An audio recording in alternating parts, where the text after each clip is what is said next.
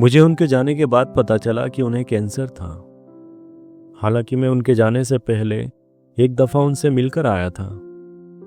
पहले बिल्डिंग में चढ़ते उतरते वो मिल जाया करते थे, लेकिन फिर कुछ महीने वो दिखे नहीं। मुझे भी कोई खास फर्क नहीं पड़ा और न ही किसी और को पड़ा होगा, क्योंकि उनसे सबको असहमतियां थी। न वो मुझे पसंद करते थे और न मैं उन्हें। वह हर किसी को टोकते रहते थे, लेकिन फिर भी ऐसी कोई बात नहीं थी कि हमारे संवाद खत्म हो गए हो। असहमति अपनी जगह थी। उनसे आखिरी दफा मिलने के बाद ये तो महसूस हो गया था कि वो अब कुछ ही दिन के मेहमान हैं। एक बिल्डिंग में होने के बाद भी मुझे 2 दिन बाद पता चला कि वो अब नहीं रहे। उनके जाने के बाद कोई ऐसी चहल पहल भी नहीं थी वहां पर। उनके ठीक सामने वाले फ्लैट पर भी सबको अगले दिन ही पता चला। मैं गहरी सोच में पड़ गया। गांव में ऐसा तो नहीं होता था।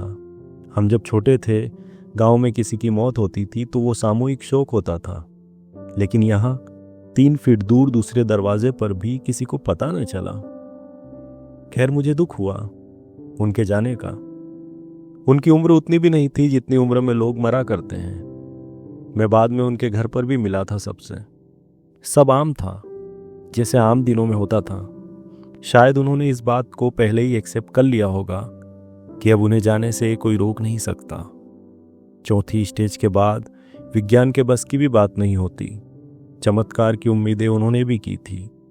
आखिरी वक्त में सिरहाने ईश्वर की प्रार्थनाएं यूट्यूब पर चला करती थी।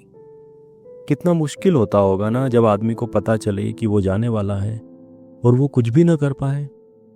सोचकर ही सिरहन होती है। ईश्वर सबका ख्याल रखे।